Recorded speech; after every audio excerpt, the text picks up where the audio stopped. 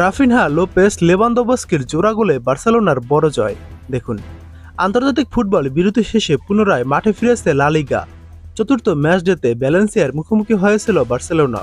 পুরোটা সময় দাপুটে পারফরমেন্স করে বড় জয় তুলে নিয়েছে লা লিগার বর্তমান চ্যাম্পিয়নরা। ফার্মিন লোপেস, রাফিনহা আর রবার্ট লেভানডোভস্কির জোড়া গোলে 6-0 গোলে জিতেছে বার্সেলোনা।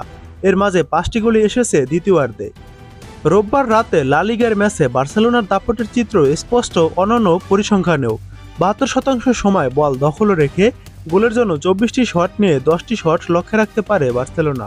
অন্যদিকে ভ্যালেন্সিয়া গোলে শট নিতে পারে মাত্র 2টি, যার একটি শট থাকে লক্ষ্যে। শিরোপা ধরে রাখার অভিযানে প্রথম 2 ম্যাচে জয়ের পর আন্তর্জাতিক ফুটবল বিরতির আগে রায়ো ভায়াকনের সঙ্গে ড্র করেছিল বার্সেলোনা। 4 ম্যাচে 10 পয়েন্ট নিয়ে এখন 2 নম্বরে আছে কাতালান ক্লাবটি। 12 পয়েন্ট নিয়ে টেবিলের শীর্ষে আছে রিয়াল মাদ্রিদ। লা লিগার চলতি মৌসুমে প্রথমবার ঘরের মাঠে খেলেছে বার্সেলোনা। প্রাথমিকভাবে ম্যাচটি ন্যু ক্যাম্পে খেলার কথা থাকলেও 2 বছর ধরে সংস্কার চলমান থাকা স্টেডিয়ামটি যথাসময়ে প্রস্তুত না হওয়ায় কাতালান দলটিকে পরিকল্পনা বদলাতে হয়। চোটের কারণে দলের গুরুত্বপূর্ণ সদস্য লামিনে ইয়ামাল এই ম্যাচে পায়নি বার্সেলোনা। প্রথমার্ধে বার্সেলোনা একটি গোল করে এবং ম্যাচের দ্বিতীয়ার্ধের শুরুতেই সুযোগ হারান তোরেস। 53 থেকে 56 মিনিট, এই 4 মিনিটের মধ্যে আরও 2 গোল করে জয়ের পথে এগিয়ে যায় বার্সেলোনা।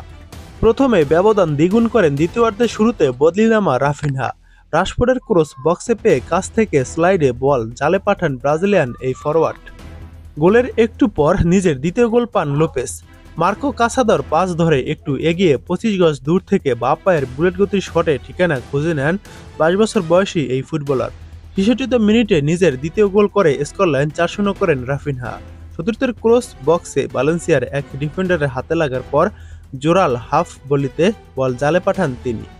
এরপর রবার্ট লেভানডোভস্কি 2 গোল করলে 6-0 গোলের জয় নিয়ে মাঠ ছাড়ে বার্সেলোনা।